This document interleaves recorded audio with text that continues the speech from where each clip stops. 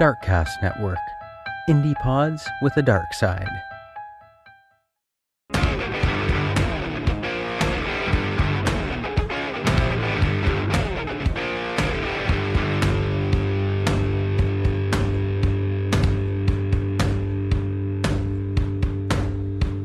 Devil is on his way. Devil is on his way. Devil is on his way, motherfucker. The devil gonna make you pay. Fall to your knees. Devil is on his way. Fall to your knees. Devil gonna make you pay. Fall to your knees. Devil is on his way. Mountain Murders is an Appalachian true crime podcast. Some content may not be suitable for all listeners.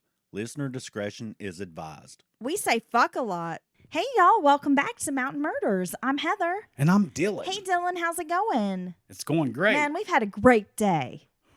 It has been a wonderful, beautiful day here in WNC. Feel refreshed, energized. Heather got to do her favorite activity. It's be on the water. That's true. Took her new little paddleboard out. She's paddling all around. I was floating in a stationary position. I was the safety guy. You were sitting and looking. I was floating and looking. But in the water. And making sure everyone's safe. You know, I have my phone so I can call emergency services. And so watch TikToks. And my music was playing, but it's the reason that I was in a stationary I have position. to say, I've discovered something about myself paddleboarding today, Dylan. What's that? I'm out of shape, bro. There are certain muscles that you use paddling and just trying to balance yourself on the board that perhaps I don't use every day. Who would have thought I'm paddling? pretty sore right now and just realized I'm a fat ass and I'm out of shape. So there's that. Well, you got to start somewhere. Well, I've been going to the gym, and despite working out, I'm still fat. So there's that. You just got to love your body. You got to embrace it. Okay. Well, I mean, I've been embracing it lately because I'm just like, okay, here it is. It's big and jiggly and welcome. This is me. Welcome to the Thunderdome. This is the way he drew me, okay? Mm-hmm. And I'm just fat and fluffy. I don't give a damn. I'm like Carby. It's like Barbie's cousin likes cake. Oh, gosh. Carby. Do you think that's in the new movie? Dylan, we concluded our first part of the Robin Benedict case this week. And instead of a midweek, we promised we would bring you part 2, concluding the wrap up, all that. I think it's a great idea because I cannot wait till the weekend to hear how this ends. You know, this is a peculiar case, and I know it's a 2-parter, and that's typically reserved for, you know, like a serial killer or kind of a big case. But this just has so many strange elements. And a lot of info is available, so why not give a very detailed account of the case? Absolutely. Dylan, are you ready? I am ready. Now, as you recall, the last time anyone saw Robin Benedict, she was leaving a Boston West End hotel where she had had a meeting with a potential client, a.k.a. a John. He had paid her a few dollars for her time. He paid her $30 for a few minutes of conversation. They were having a bit of an interview, agreeing to a date in the future. It seems like that would be a very stressful interview, and I would just try to nail it, you know. Like I'm the guy. Just I'm a bring John. the charisma, I'm a John. right? You want my money? Be funny, and have fresh breath and smell nice. You have a product I'm interested in. Let's make this happen. Consumerism, baby. Let's make a deal. The following morning, which was Sunday, March the 6th, a state trooper got a phone call about something strange 2 men had found in a trash barrel along I-95. At the rest stop, when the trooper arrived, he found a plastic trash bag containing a tan corduroy jacket. And from what I understand, Dylan, this was like a blazer type of jacket. Ooh. A lady's blazer. A plastic trash bag containing this tan corduroy jacket, which smelled very strongly of women's perfume and was a small size and was definitely, you know, probably belonged to a lady. And a blue cotton shirt in size 17 that was like a men's button-up shirt. And from what I gather, men's sizing is strange when it comes to like the collared shirts. Yeah, I've never even noticed, honestly. Like if you go to buy like what I would consider a dress shirt, the type you'd wear with a suit or tie, they have different sizes, like 15, 16. So a 17, I'm to understand, is a fairly large size Okay, in those shirts. So it's a big boy shirt. Right. They also found in this barrel a 2.5-pound sledgehammer, still sticky, with blood. There was blood on the handle and on the actual hammer. So this is Would that be considered like the mallet or like the metal part that's actual like sledgehammer? I would call that the actionable end. Okay. Oh gosh, I don't even know what it's called. The head. Let's call it the head of the hammer. Because it almost looks like an anvil or something, I'm not quite sure. But yeah, like the actual metal big hammer piece had blood on it, along with a few black hairs that were matted into the wet blood. And these were long hairs. So this is a disturbing discovery, no way around that. But it's also a whole bunch of evidence in one place. The blood was still tacky, so the trooper concluded that whatever happened, it was recent, like possibly the night before. By now, Savvy, if you remember that as JR's girlfriend. That was his bottom bitch. Yes. Yeah, that's like his lady. They've got a baby together. She has phoned a detective, and this is a detective who had formerly arrested Robin, so he knew Robin. Savvy called this detective to file a missing persons report. Robin had not come home on Saturday night and then had missed JR and Savvy's son's birthday party, which she had made plans to attend this party and had kind of gone to great lengths the night before to make arrangements and run the errands. And there was no way she was going to miss this party. So the fact she's not there is a problem. Savvy told the detective that Robin had plans to meet Dr. William Douglas for some money that he owed her. When asked about the meeting, later, Dr. Douglas said Robin had stopped by for the money, but had left his place headed for Charlestown, which is just a little neighborhood outside of Boston. So I saw her, gave her some money I owed her, and she went on her way. That's his story. Yes. JR went on Monday to a private detective's office to explain his girlfriend had been missing since Saturday night. Since the police were not really taking her disappearance that seriously, no surprise right there. off the bat. Well, yeah, I mean, she's a sex worker. She's kind of out and about, living what they probably consider a transient lifestyle. They're probably not fully grasping that, no, Robin's a woman who has a permanent residence. She's got a life. She's involved with these people. They know her. They know that she says, I'm coming home tonight. She's coming home tonight. She's not one to stay out, not call, that kind of thing. Well, honestly, in the big scheme of things, save for some quite significant differences, it's no different than coming home from work. If I tell you I'm coming home from work, you expect me at a certain time. And after an hour or two, you're going to get worried. JR went on Monday to a private detective's office to explain that his girlfriend had been missing since Saturday night. As I mentioned, he paid a deposit, and he told this detective that he had filed a missing persons report with the police, but that they hadn't really taken it very seriously. So this private eye suggested placing another missing persons report. Like, you're the boyfriend. You may have a little more weight if you go place this missing persons report. So Robin's name was placed into the teletype as a missing person. And her vehicle is also tagged as a car belonging, to a missing person. So you got a bolo on the car, and her description's being passed around now. The weekend after Robin had gone missing, so she's been gone for a week at this point, TV News did air a program about her. The state trooper who discovered the jacket decided to look into this Robin Benedict angle because he has no idea that this jacket belongs to Robin or this hammer is involved.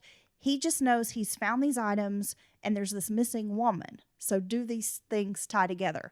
And the cool thing about this state trooper, Dylan, his name is Trooper Landry, is, he's a state trooper, but he's like a traffic trooper, and he's not accustomed to doing like these kinds of investigations, and especially not homicide or missing persons. But he's very smart, and he just sort of, from the information I gather, is like he kind of takes right to being an investigator. Well, and working all the angles and just leaving no stone unturned. A lot of times we hear stories like this, and you'll have a key evidence found and then a missing person, and it takes them months, even years, to make a connection. So that's quite a good job on his part. Trooper Landry started thinking about it, and Sharon was only 5 miles away from where the sledgehammer and jacket had been dumped. We have a missing person. She was known to be in this area at some point that evening, and then 5 miles away, we're finding these items. So I think he's a pretty smart guy, just piecing these things together. After learning about Dr. Douglas and seeing some police reports involving Dr. Douglas and Robin, because they had been caught arguing on his home lawn, some weeks earlier, and there had been a police report. Neighbors had called about this encounter that was happening in this suburban neighborhood. Hey, I think my neighbor's arguing with his prostitute girlfriend. Well, that's the thing. This is not the kind of neighborhood where you see people standing out in the driveways, like screaming and hollering and carrying on. Right? So it's going to be noticed. And those types of neighbors are going to call the police, right? Because this is unsavory behavior in their neighborhood. If they see something, they're going to say something. So just looking into Robin Benedict, he comes across this information about Dr. Douglas. They're arguing. So Dr. Douglas immediately becomes a person of interest on this trooper's radar. Landry decided to meet with Robin's father, and he took that tan blazer with him and asked if she owned this. And Robin's father said she did. She had a blazer exactly like that. JR was also questioned, and he said he knew for certain the jacket belonged to Robin, and even offered up her perfume, which matched the scent on the jacket because the jacket was heavily perfumed. Wow. So he was like, this is her perfume. It smells just like the jacket, and it did. It matched up. He was crying and upset. During the interview, JR told the trooper about Robin's work as a prostitute and how Dr. Douglas was obsessed with her. JR turned over letters written by Douglas to Robin. So now a fuller picture was becoming clear to this law enforcement officer. He's like, okay, this is kind of starting to make sense, and we can put these pieces together. The Norfolk County Assistant District Attorney, a man named Kivlin, was known to be one of the best prosecutors in the state. He was handed the missing persons case on Robin Benedict, and after some conversation and speaking with Trooper Landry, Kivlin was sure that Dr. Douglas had something to do with Robin's disappearance. So he immediately begins issuing subpoenas for Robin's credit cards and her phones, all the messages that were taken through a phone answering service called AmeriCall. And I'd forgotten back in the day about a messaging service or an answering service. Yeah. It's so outdated. Oh, it's outdated now, but back in the day, you were really cool if you had one. Well, yeah. So back in the day when people didn't have cell phones, very few people had answering machines. You could subscribe to a voicemail service, and they would take messages for you and then read them aloud when you called to check them. That someone should bring that back, right? Because that's really cool. Especially, I would love to have somebody like maybe Antonio Banderas reading my messages, or like a really sweet grandmotherly type. Yeah. It's like, sugar, the bank called. You're overdrawn again. Now, honey, you can't do that. She gives you life advice at the same time. Yeah, no, it'd be great. It's perfect. Okay, so oddly, someone named Mr. Rogers, described as having a shrill, high-pitched voice, had left several messages with the AmeriCall service. So it was clear that the individual was trying to disguise their voice, and they were calling for Robin, as if they had plans to meet up. So this caller's described as having a high, shrill voice. Yes. And that's them masking their voice. Yes. Okay, I don't think it worked, but let's just move on.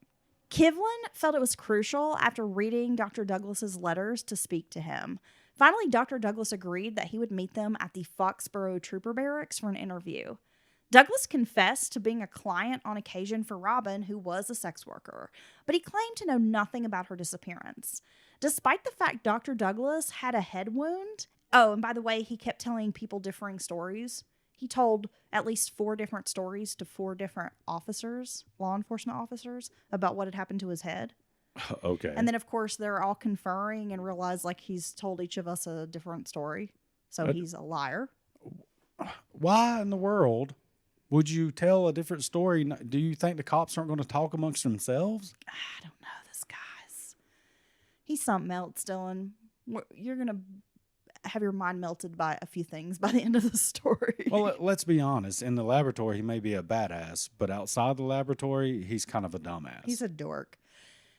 He tells Trooper Landry that he was hit with a lead pipe during a mugging in Chinatown.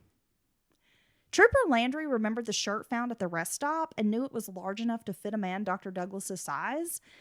He had also noticed there was a long, fresh scar near his hairline, as if he had, been injured during some sort of scuffle. He's saying, oh, well, I was robbed. But this shirt had some bloodstains on it. Yes. Which could explain if Dr. Douglas had been injured, he might have bled on the shirt and then thrown it out. You throw all this shit out together. Okay, that's a dumb move on a killer's part right there. But I'm glad he's a dumbass. When asked how they had met, Douglas made up a story. He explained that he had placed an advertisement in a newspaper looking for a graphic artist, and that is how he came to meet Robin. She had agreed to do some work for him, but he could not remember the newspaper where he placed this ad. But he said after they had worked together, Robin informed him that she was a sex worker and that he could become a client. At first, he wasn't interested, but eventually gave in to her advances. He said they went to the movies or dinner once in a while. Dr. Douglas said Robin had a boyfriend that had been bringing other women to their home, so that she liked to spend nights in seedy motels along Route 99 in the weeks leading up to her disappearance because it made her feel uncomfortable to go home when her boyfriend was entertaining other women. But seedy motels is a much more comforting environment. And he's also leaving out the fact he had her fake job at Tufts University, right? He's just makes up stories and then picks and chooses what he tells. You'll hear more. It's strange.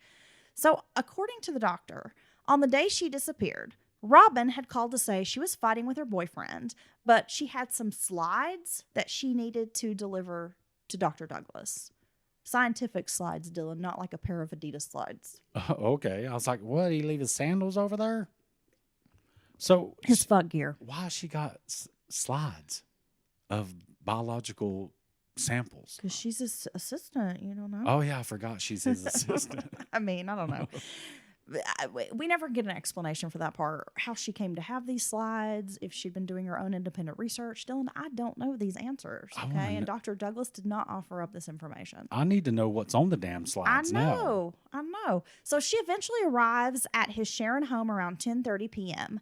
Dr. Douglas said he was home alone because the family was out of town.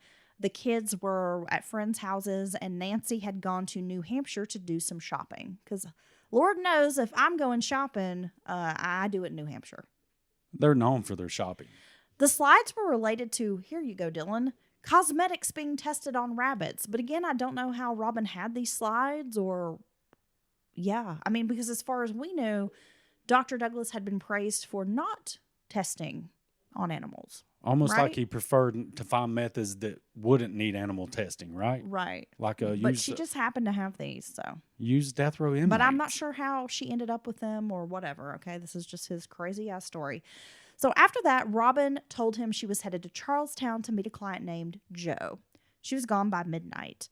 Trooper Landry saw how Dr. Douglas was making detours in the storytelling, as if maybe he was trying to get the detective off track. Like he would just start talking about something out of left field that didn't relate, kind of running around in circles. So it'd be like, he said so much dumb, unrelated shit. I believe him. Yeah, so Dr. Douglas told stories with complete confidence, even when they made little sense. He told the officer how he'd gone to see the movie Tootsie at a theater near one of Robin's trick pads, and that when he'd come out, his car had been stolen. As he's standing there on the sidewalk trying to figure out what happened to his car, a van with 3 black dudes snatched him up and beat him. Then they warned him to stay away from Robin. Well, so we've had a mugging with a lead pipe. Yeah. We've had a car theft / kidnapping / beating. Beating? No police reports. Severe beating of a nerdy scientist? No police reports. I never contacted authorities after any of these events. No. And then after they beat him up and tell him to stay away from Robin, these dudes just drop him back where his car was parked, in the spot where it had been taken from. Just mysteriously. It was back. Damn, that's a lot of coordination for a warning. But he had not reported the incident because Dr. Douglas had not wanted his wife or kids to know he had been seeing a prostitute. That's why he didn't tell anyone, Dylan. That makes total sense, actually. Yeah, it makes perfect sense. They wanted to keep Dr. Douglas talking, hoping that he would, 1, trip up, maybe contradict himself. And 2, they wanted to get enough information from him to secure a search warrant at his Sharon home. Later, Landry will say, quote, he was a decent guy, I think, but he was seduced by the idea that he could impress her with how smart he was. And he was smart, a genius, but he wasn't a smart murderer. And he liked cocaine. Yes. When Nancy was called in for an interview, she deflected and refused to believe that her husband had anything to do with Robin's disappearance. So she is not cooperating with law enforcement. She won't really give up any information. She's almost, in a way, standing mute. But, I mean, that's kind of weird, honestly. I mean, I get if you don't believe it, going to bat for your spouse. I get that part. But, I mean, she's lived through all the nights of him coming in late as hell. I mean, he was doing so much, there's no way she can't notice. Oh, you hold your horses. Okay. We're going to talk more about that. The search warrant was granted finally, and a team of investigators showed up at the 38 Sandy Ridge Circle home seeking items on the search warrant, such as anything that might have possible bloodstains, blood spatter, items that might match those found at the rest stop, and some other things that might be in the Douglas house related to her disappearance. The search took place just before 1 a.m. Dr. Douglas was half awake when he answered the door. Nancy and William had spent several days in Plattsburgh, New York, where they would be moving soon, and they had just arrived home earlier that evening. Landry offered Dr. Douglas a choice. If you tell us what happened to Robin, we won't do this search, we'll call it off, or we'll search your home and we'll tear it apart. Dr. Douglas consented to the search, like, yeah, come on in. I'm not going to tell you anything. Detectives were blown away at the condition of the Douglas house. Trash and dirty laundry were piled up in almost every room. A random stick of butter was left on the living room floor. That's odd. Like someone had taken the butter out and then it was just placed in the middle of the living room and the floor. They're avid toast fans. I don't know what to say. There's butter everywhere. It was a hoard. Like just trash and nasty shit piled up everywhere. There was an empty bucket of popcorn randomly discarded in the bathtub. So this is way beyond a cluttered or I didn't clean in a few days house. This is approaching hoarders. Oh, yeah. Kind of Officers had to step over a TV just to get into the bathroom because there was like a TV in the big TV sitting in the floor. Like, I guess somebody watches TV while they take a shit. I don't know. Weird. There was a note left by the fridge that someone had kind of stuck to the fridge, and it read, "Won't somebody please clean up this house?" Oh. I wonder if it's him or the wife that left that. Well, detectives felt the house seemed to be Nancy's way of saying, I don't give a fuck. Her husband had spent all of their money and was sleeping with a much younger, much more attractive woman, so she clearly didn't care and had just given up. That could be. That would explain it. That's what one of the detectives said that was the feeling he got from the situation. And these detectives were actually kind of surprised because when they had met Dr. Douglas, they had imagined that he would live in a very tidy, he seemed like a type A kind of personality, meticulously detailed, scientist, and they imagined he lived in like a pristine house. They just couldn't believe this nasty shit. I mean, the description of the stuff in this house was like rancid, nasty, just gross. How are you living in this big Dutch colonial in a nice ass neighborhood and you've got it all stanked up? I mean, I get it if the wife is over all this, not knowing exactly what's going on, but, thinking something must be going on. Well, but even if I'm mad at you, yeah. I'm still going to clean my house. Well, that's what I was going to 'Cause say. I don't want to live in that. I can't lay my head down in that house. No, that dirty clutter, that would be very, very bad for my mental health. No. I don't do well with clutter, especially, anything. I don't do dirt. I don't do smells. No. Mm-mm. You know me, if I even catch a whiff, I'll be like, hold on a second. Something's in this fridge. I'll dig through the whole refrigerator and find it. Dylan will throw out everything in the fridge. Well, sometimes you just got to start over. He'll be like, I cannot find the source of the odor, and Dylan will just throw everything out of the fridge. I trust nothing in this There'll fridge be like a now. bottle of water and some mustard in there, and he's like, okay, I don't know what it was, but now it's gone. Yes, it is, Dylan. You threw everything out. Now, at one point, a detective took Nancy aside and showed her the bloody hammer. She said she had never seen it before.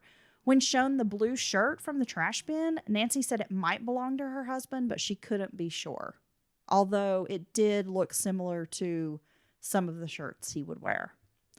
Nancy said sometimes she had to mend her husband's shirts, which would get rips or tears similar to the one found at the rest area, which had a tear in the armpit. When asked about the type of thread she used to sew the shirts, detectives were able to realize that this rest stop shirt had the same thread that Nancy used on her husband's shirts. Same exact color, same exact thread, matched up perfectly. Why is he running around ripping his shirts? Oh, yeah, he keeps them forever, right? He doesn't really give a damn about how he he's looks. doing a lot of stretching in the lab. Yeah. Okay? He's been blinded with science. He can't be bothered with rips and tears. No. Cassette tapes were also found in the master bedroom with Dr. Douglas's voice. He had recorded himself calling the health club where Robin had been working as a massage therapist. I use that term loosely. And these recordings were him calling the health club talking about the, quote, whore who worked there. Like in the recordings, you could hear him be like, that Robin's a whore. She's a prostitute from the combat zone. And he'd recorded himself saying this shit. Hotty ho, Robin's a whore. I can't do hot. I know. There were also recorded phone calls between him and Savvy. A collection of letters between Robin and Dr. Douglas were discovered, as well as bills which had been stolen from JR and Robin's apartment. From their mailbox. Such strange stuff he has here. In the bedroom closet, there was a Seagram's box, which housed the professor's secret porno stash, mostly publications about S&M. Some of the materials featured advertisements. One showed a lingerie-clad woman tied with ligatures, and the ad read, quote, "Spank me, whip me, tie me up. I am your slave. Use me for your pleasures and fantasies." Wee. I just added the wee, by the way. Oh, I thought the Wii sold it. Well, you remember he would like to clip those really horny ads. Yeah. So I guess that was one that revved his engine. So he's making like a collage of horny ads from porno mags. Yeah, so he can go home and punch the clown or whatever. He can get some poster board and make a little, like he did like in 4th grade. Yes. Yeah. Yeah. He's like talking to the ad. Like, I'll spank you and whip you and tie you up, you dirty slave. He's cutting letters out of magazines, making like whips. Detectives also found a pair of women's underwear that seemed to be wrapped around an old chewed piece of gum, as if he was trying to preserve the chewing gum, and had sort of delicately had the wrapper around the gum and then had the panties wrapped around that, like he was trying to preserve this piece of bubble gum. Maybe he's trying to preserve the DNA. Maybe he's going to set somebody up with that shit. Well, this dude's crazy, dude. This is pre-DNA. Ah. This is the 80s, bro. This is like 83. Maybe it was a flavor. Maybe some gal shot it out of her hoo-ha. Or maybe it's just fucking weird. Maybe. Like, yeah, this has been in her mouth. Sounds like something the creeper would talk about. Dude, look, he'd be like, yeah, baby, chew that gum. I think this just shows that this guy is like obsessed and crazy as fuck. Look, if I find your gum collection of mine that you're preserving, that's going to weird me out. Well, yeah, I should hope so. No, this is all evidence of his stalking and his obsession. Definitely. Like you're going in people's mailboxes. What is it? What is that any business of yours? And you're going to take the bills and stuff and keep them? Yeah. Come weird. take my bills, bud. In the closet, they also found keys to a safe deposit box, along with some writings from Dr. Douglas about his situation at Tufts, which included Robin's involvement in the scandal. They also found a copy of a Boston Herald story featuring Robin's parents talking about her missing persons case. They found a lady's like a pocketbook, which happened to smell just like Robin's perfume. There was also a flute in the closet. Dr. Douglas said he knew the flute belonged to Robin, but he had no idea how it had gotten there into his closet. I don't know how I ended up with her musical instrument, sir. After being asked about the location of Robin's body, Dr. Douglas said he wanted a lawyer. Then, during this search, now they are in his home looking through all of his shit. You know what this guy does? He goes to bed and falls asleep. He's in there covered up with his little blankets, just snoozing, taking a nap. How do you do that when the cops are in your house asking you about a dead woman? Well, they couldn't believe it either. They were like, this is the first time we've ever seen some crazy shit like this happen. But dude's in there fucking sleeping, snoring it up. Well, if you're truly innocent, you're going to be the whole time, what are you doing here? Why are you doing this? Get the hell out of my house. I got to imagine that's going to be mostly how you act. Oh, yeah. Right? Detectives were shocked that anyone, especially a murder suspect, could go to sleep like nothing was happening while police is essentially raiding their house. A windbreaker was found in the home, which showed something when they sprayed it with luminol, as if it might have some blood, like somebody's tried to clean the blood off of it. But, of course, the biological material is still showing up.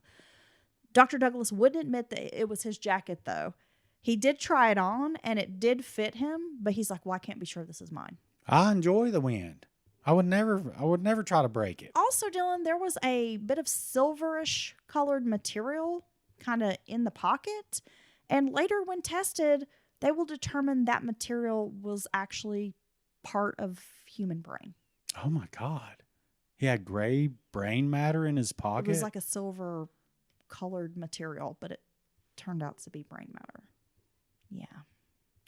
Nancy refused to incriminate her husband. She was sticking by him no matter how much evidence detectives were showing her. She said, quote, "You would have to be married to a man for 20 years to understand."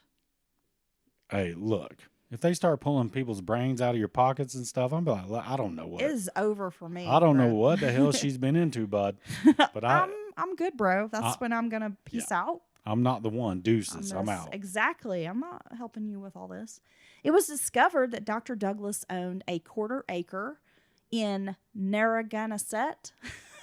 Narragansett? I don't know. Rhode Island. It's in Rhode Island, which might be the place where he had dumped Robin's body. But when law enforcement reached out to the local police in this area, they pretty quickly informed Boston's investigators that there was really no way a body could be on this piece of property because, one, it was really small, it was surrounded by houses, and it was in this very residential neighborhood. So people would know. It would have been very obvious if someone had buried a body there. Like, people would see somebody take a body. I mean, there was just no way. Well, it sounds like a bare lot in the middle of a bunch of houses. Yeah, and the ground hadn't been disturbed. I mean, they were like, no, there's no way. But other leads were investigated. Robin did actually have a client in Charlestown named Joe Murray. He was a well-connected drug dealer. Actually, Dylan, he was an associate of Whitey Bulger. Oh, my gosh. But he had a solid alibi, and he had not seen Robin in several weeks. His alibi did check out. Joe Murray had more problems than a dead girl, though. His boat, the Valhalla, was used by Whitey Bulger to transport guns to Ireland. He would eventually serve a prison term for drugs and gun running. Then in 1992, he would be shot and killed by his wife. Ah, the life of a mobster. Life of a mobster. Dr. Douglas had his offer rescinded from the State University of New York after they learned of his association with the missing sex worker and his problems at Tufts. Detectives learned a bank safe deposit rented by Robin and William. Remember, they found the keys to this box or whatever, so that's where they kept their cocaines. So they go to this bank, get in the safe deposit box, And they look through the logs and they see that Robin has not entered into the safe deposit box since being at Dr. Douglas's house.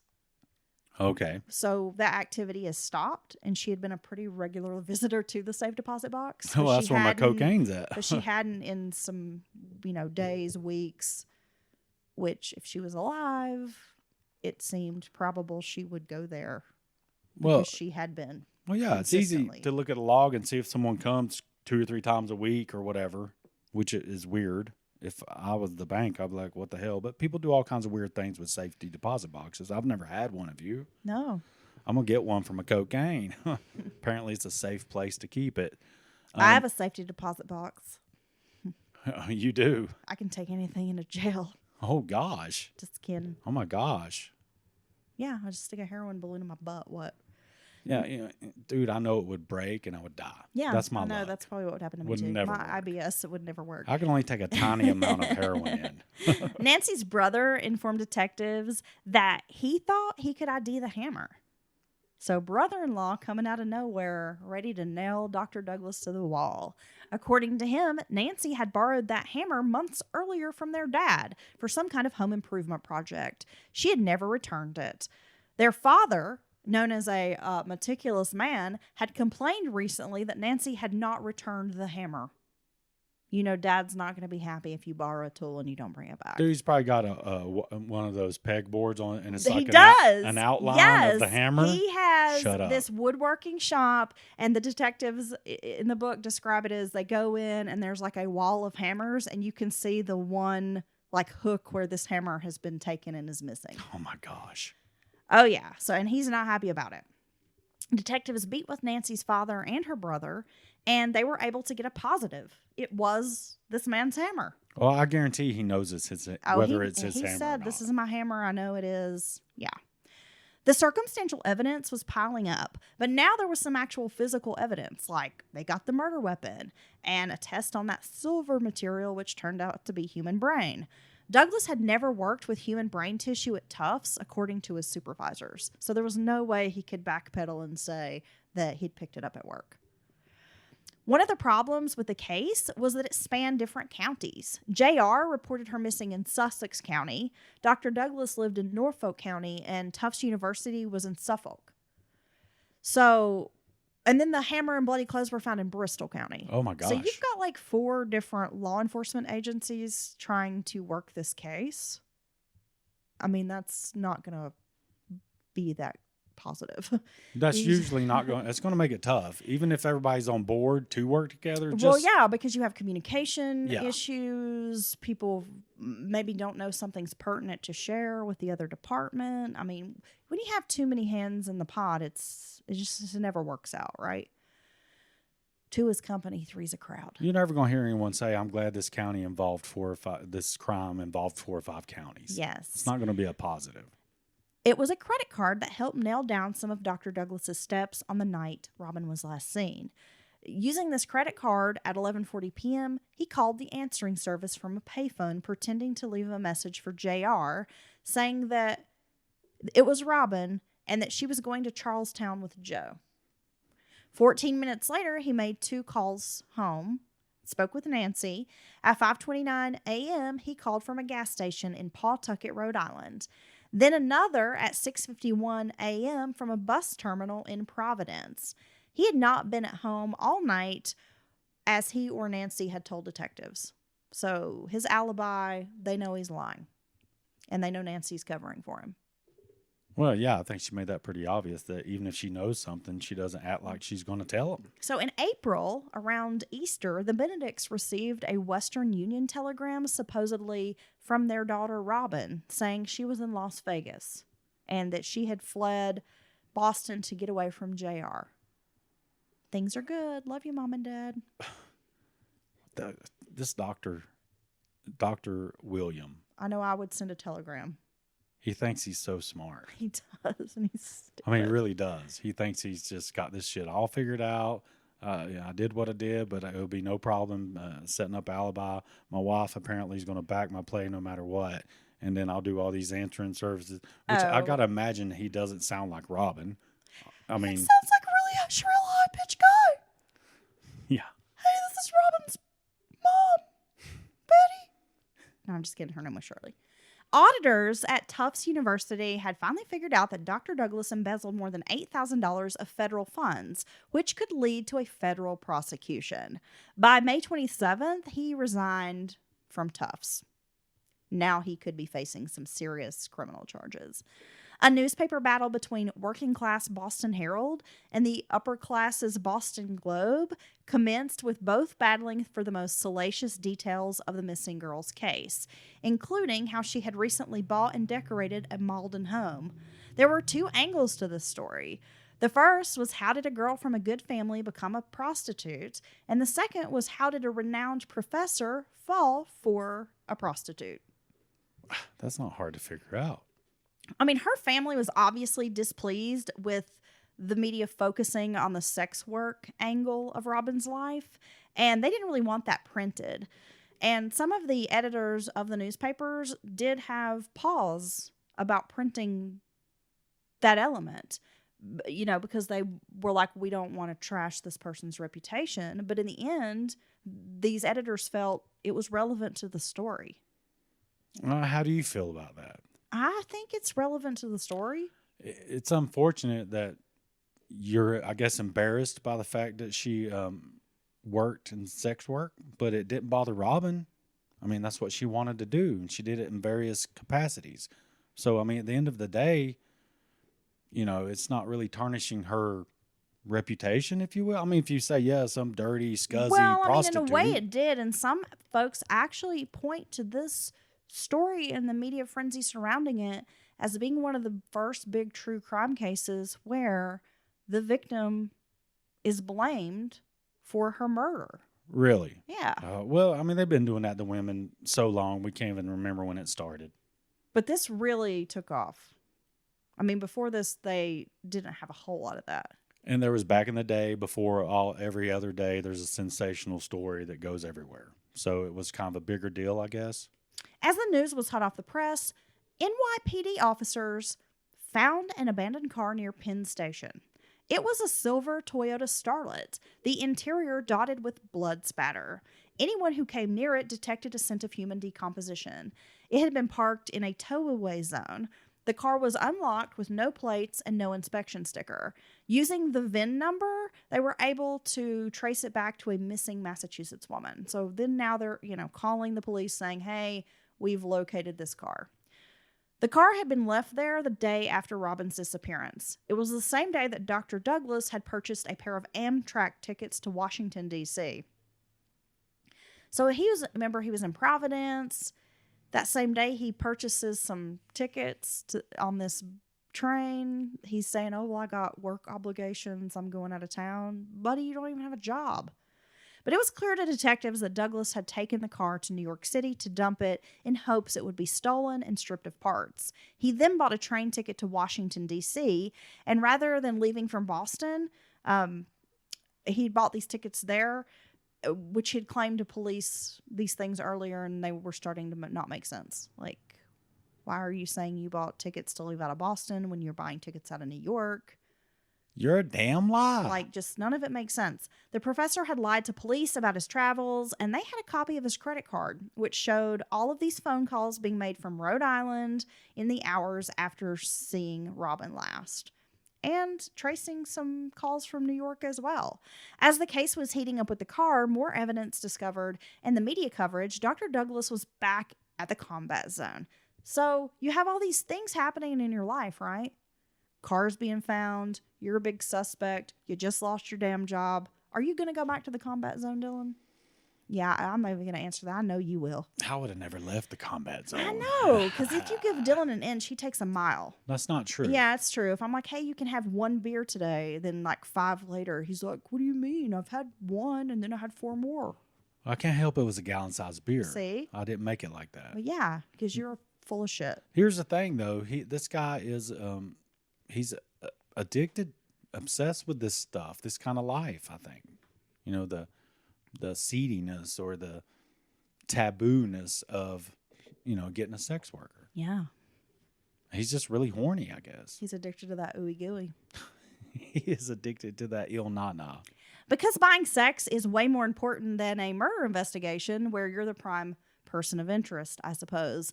Detectives observed him going to trick pads and sometimes hosting sexual encounters in his car. At times, he would go through several sex workers in a day. Months later, when asked about how many sex workers he visited during that time, he would say maybe 5 or 10. He didn't have specific numbers. 5, 10, 100. Who's counting? So they're following him around, watching him do all this mess. Yeah, and how is he paying for it? This guy has no money. He spent all his money. He's stealing his kids' milk money. He's like, y'all got any birthday money? He's like breaking into their piggy banks. He's counting out pennies for the damn prostitutes. Daddy needs a hand job, so He's you're like, going to have to hand over those $2 bills that Grandpa gave you. You mind if I pay this 50 and change? I got it counted out. And he's got like a penny on each end and washers in the middle. Look, I have a $25 Applebee's gift card, and I'll be glad to put it in your hand. Let's make a deal. Nintendo Entertainment System could be all yours. Back then, it would have been like Atari, right? I don't know. What year are we at now? 83. Yeah, maybe it's still Atari. It seemed that Douglas returned to the zone.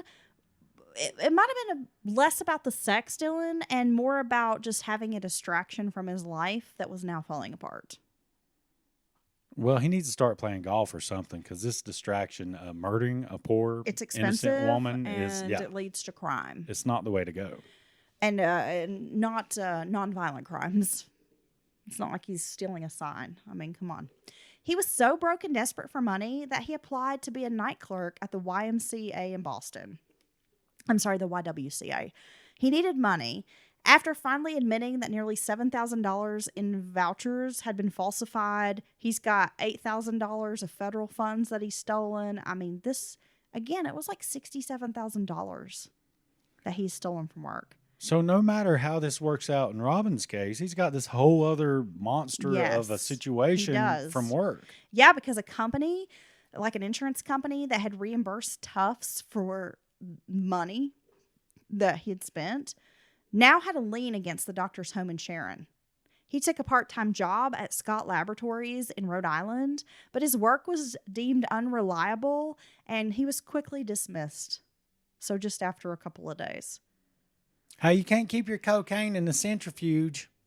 I've heard that safe deposit boxes are a better place for that. Well, it seemed a receptionist job might be something low pressure that he could handle. They put him in charge of this residential, the YWCA's residential building that was a women's only apartment building.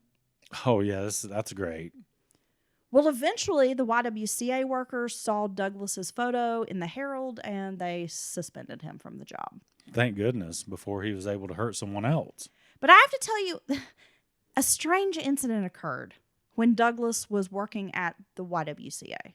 And I just had to share this because, again, this guy just does shit that don't make no sense. And he's not a very good criminal. There was a resident there who had a Gran Torino car. You know what a Gran Torino is, right? Yeah, it's a badass car. Starsky and Hutch. I think they have the red Gran Torino, right? It's a badass car. Anywho, this resident had this car, and I guess she didn't really have plans to sell it, and he started hounding her like he wanted this car and starts bothering her about it. And she was unsure about Dr. Douglas and later told people that he gave her wicked bad vibes. Yeah, it's a good call. They haggled over the price, but failed to meet a mutual price. So she ended up selling it to someone else. However, the car wouldn't start for the new owner. Shortly after, this lady found a note with $28 from Dr. Douglas in her mailbox. Somehow he was able to track down the car that was broken down on a Boston street and drive away with it. He told her that he was only willing to pay her the $28 unless she supplied the title and plates for him. Okay, for one, 28's a weird figure. $28? It was probably all you had. I know, right? And so you're just going to take this lady's car and make her sell it to you. And you don't even have any damn money. I mean, you're taking whatever job you can find now. You've ruined everything. You're totally financially destroyed. You're a prime suspect in a murder case. But yeah, this is a good time to buy the car you want. After engaging in a screaming match, Dr. Douglas finally agreed to return the car, and the woman went to the police with her story. That is a very strange happenstance. Yeah, I had to tell you. I mean, just what the fuck is this guy doing? Well, I think it just goes to show what kind of state of mind that he's in. He's not in control. Everything's fell apart, and he doesn't even seem to know what to do. He took on more odd jobs after being fired from the YWCA, just, anything he could do to earn a couple extra bucks. Any ventures into Boston now ended with him taking the commuter rail and arriving back in Sharon, where his wife would pick him up from the train station. So he's not allowed to drive himself to work or into the city. He comes home, Nancy picks him up. He was so desperate for money that he began collecting empty bottles to deposit. He carried around bags full of bottles that he would collect from trash bins and off the streets. That's pretty damn desperate. How do you go? You go from being a prestigious a scientist, you have a doctorate, probably pulling in who knows how much money. A but I tenured would professor. Speculate a lot, right? A decent amount, especially in the 80s, because academia paid more then than it does now. Speaking gigs. He's been asked to be on multiple boards. His peer-reviewed papers are talked about amongst other scientists, and he's fell all the way from grace. The FBI lab now had verified bloodstains in Robin's car that matched her type of blood, which was A. It was the same type of blood found on the jacket, the windbreaker, in Douglas's closet. So it was really just a matter of time. In October, a grand jury convened with testimony from Nancy Douglas and some of the detectives who'd worked the case. At the end of the morning, Dr. William Douglas was charged with first-degree murder. Arrested near a Burger King, William was taken into custody. I had to add that in there because remember, he likes snack foods. Due to his behavior, Dr. Douglas was placed on suicide watch. On Halloween, at his arraignment hearing, Douglas pled not guilty. Dr. Douglas was denied bail and remained in lockup until trial. Dr. Douglas would spend most of his time in a cell. He had a cellmate, a 27-year-old man accused of murdering his girlfriend. But William didn't really socialize. He spent most of his days watching television and even took his meals in the cell. Other inmates taunted him regularly, so he tried to avoid being out in gin pop as much as possible. Oh, poor guy. Because even in jail, he's a little bitch. He's a dork. Yeah. By November 6th, the United Press, the UPI, picked up the story about Robin Benedict's missing persons case and possible murder.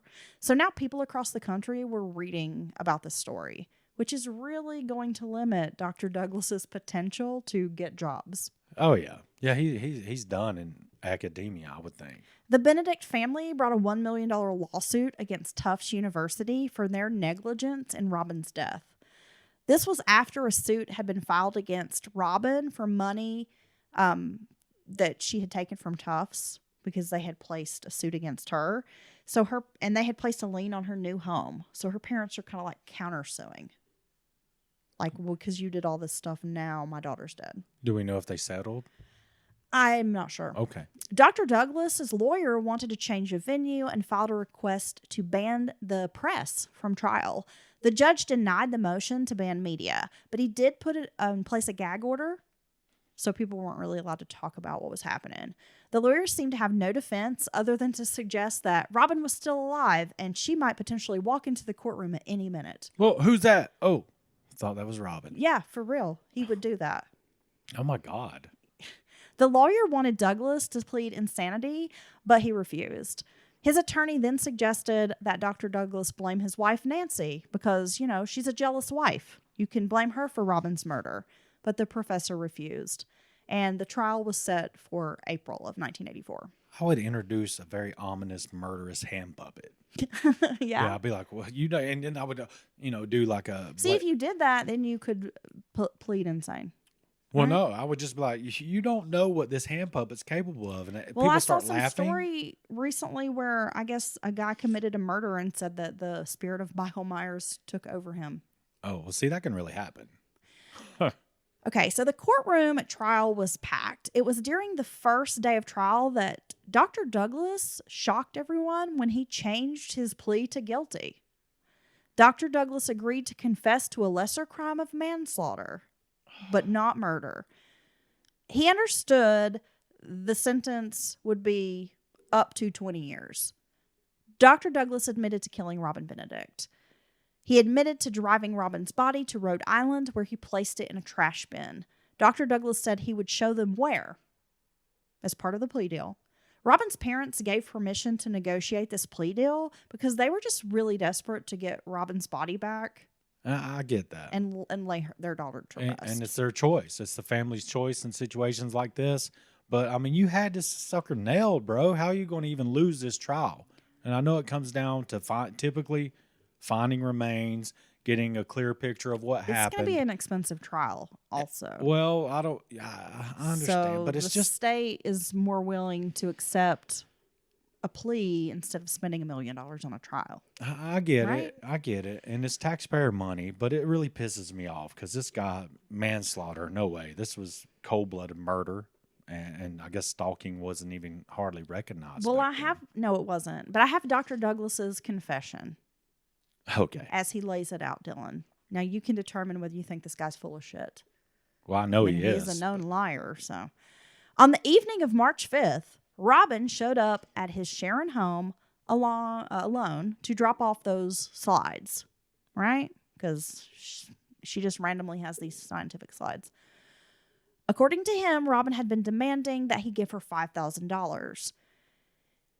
He claims he had loaned her that hammer, the murder weapon, and that she had brought it back on this night, but she had it concealed under her coat. And that when he told Robin he only had $2,000 that he could pay her, what was left of his money, she began striking him with the hammer about 6 times. This is a clear case of self-defense. Carry on. He wrestled the hammer away, but she continued kicking and scratching like a mule, Dylan. He claimed a bite from Robin that he'd received on his leg hurt for over a week. Dr. Douglas had no choice but to strike back with the hammer. He hit her 2 or 3 times, but it must have been awfully hard, according to him.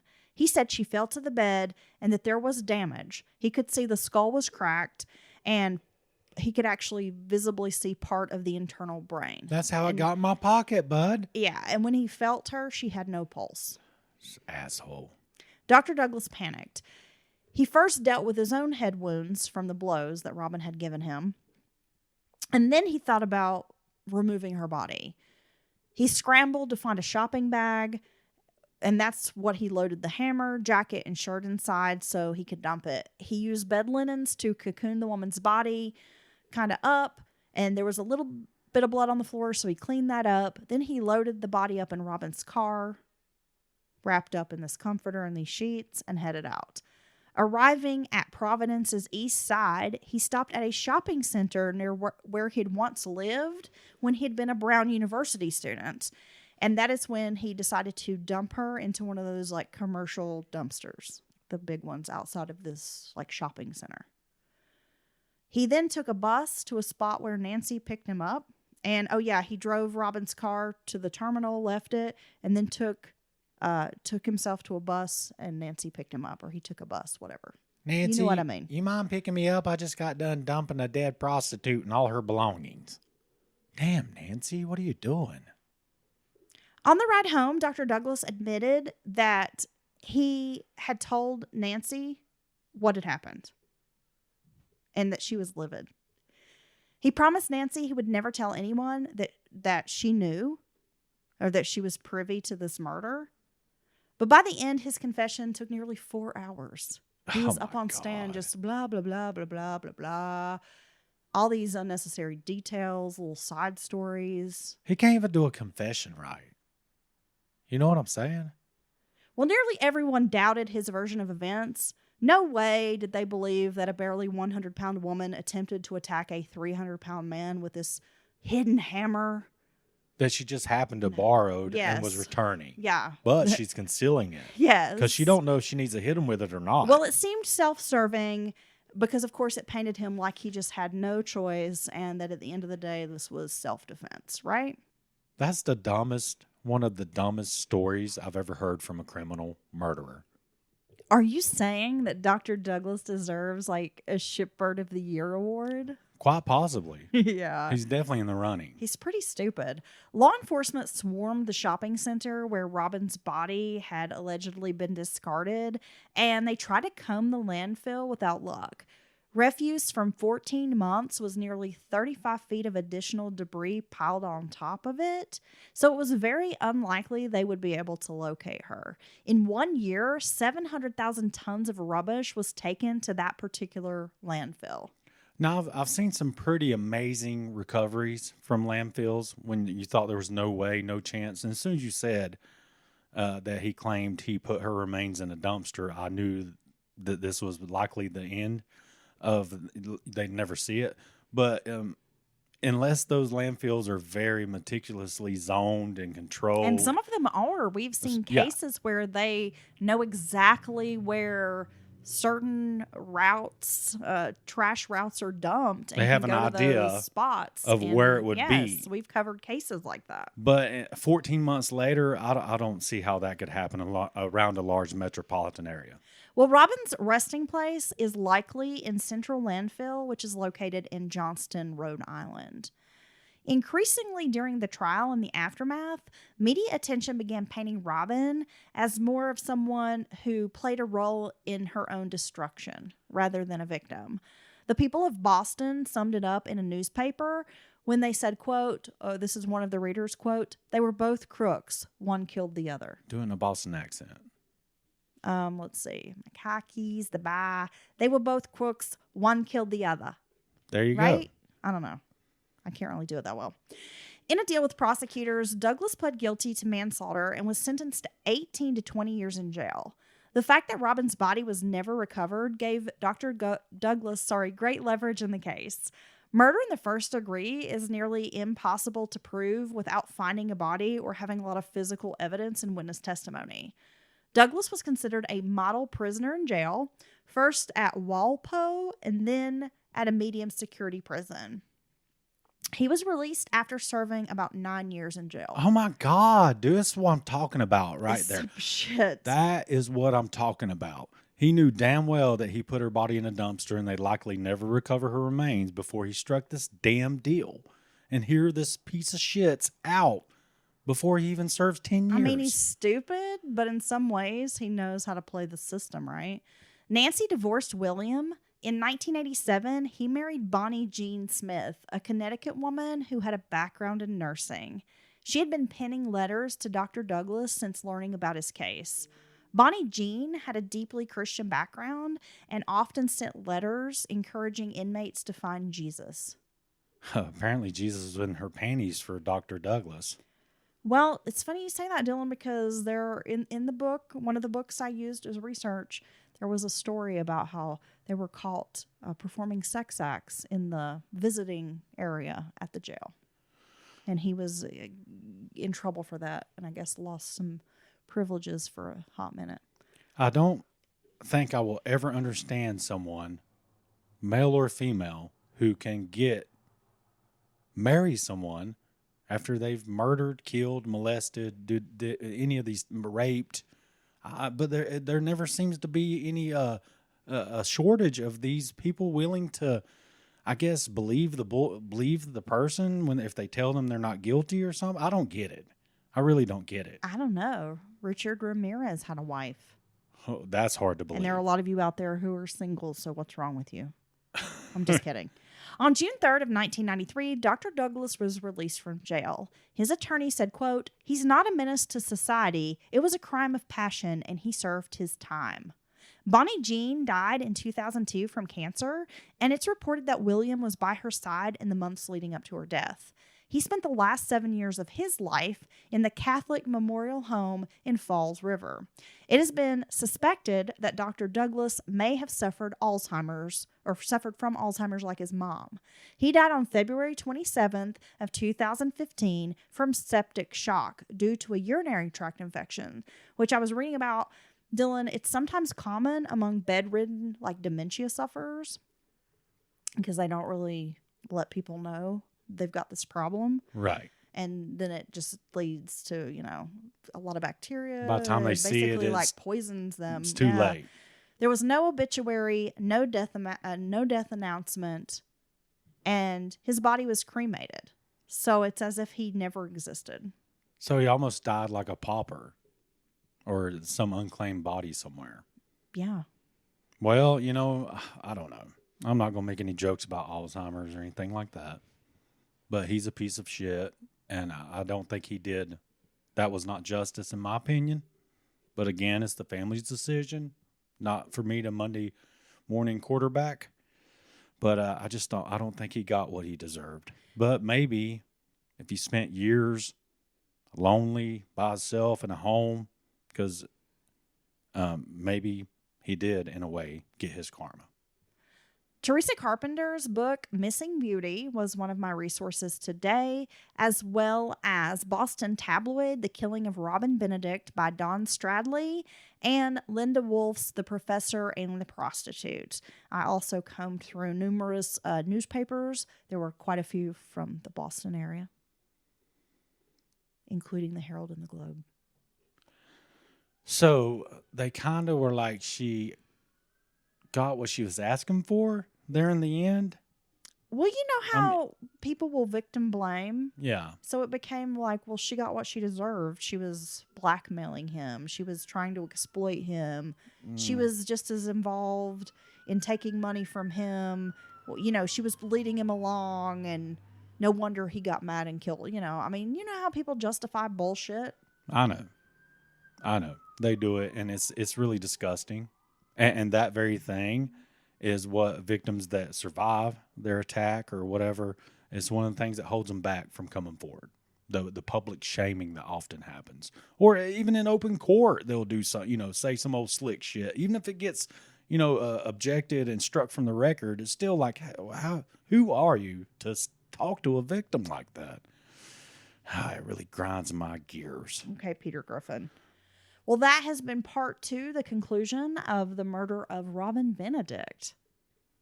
And it's tricky to say. It was an interesting case. I enjoyed your story and the way you put it together, though your stories always leave me sad. I'm sorry. It's not your fault. Well, it is a sad story. It's very sad for Robin, for her family. They were never able to recover her remains, which has to be devastating. And it sounds like parent. Robin was over the combat zone and that part of her life and was kind of trying to get some distance and maybe looking at ways to get away from this type of lifestyle. And she just didn't get the chance, all because this dork-ass scientist was obsessed with her. Right? Yeah. Yeah. And oh well. Well, you know what? In the next plane of energy, I'm sure he's getting shit on because that's what he deserves. You think so? Yeah. Okay. Shit. We're going to have to start developing the Shitbird of the Year award if we continue this, because that's a great idea. And I think Dr. William Douglas is in the running to win the award. Absolutely. And so is Mr. Todd Ice, piece of shit.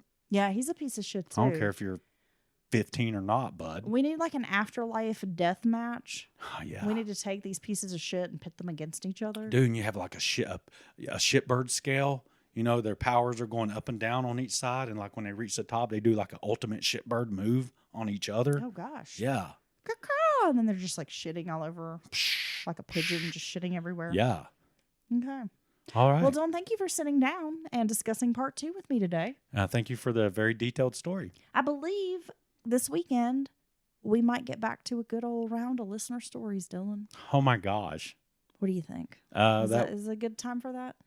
As much as I enjoy every single listener story episode, I'm definitely down for it. Okay, so if you have a listener story that you would like us to squeeze in this week, you can always hit us up, mountainmurderspodcast@gmail.com. Send us your listener story, and you can make an appearance on the show. Dylan, we also have a sticker and magnet giveaway. We are giving away some of our brand new merch over on Instagram. Follow us at Appalachian True Crime. We have a post there where we have little details about you comment on the post, and we're going to be choosing 5 merch winners this Saturday, and we'll make that announcement, and then we'll get your merch mailed out to you. I gotta say, those are some pretty groovy little stickers and Dude, magnets these you magnets are got. awesome. Don't you love? They're die cut magnets. They're super cute. love it. Everybody's gonna love them. You want to get some magnets, so make sure you go to Appalachian True Crime. Comment on the post. Okay, Dylan. I hope you have a sassy week. Oh, I'm gonna stay sassy. Okay, bye guys. Bye.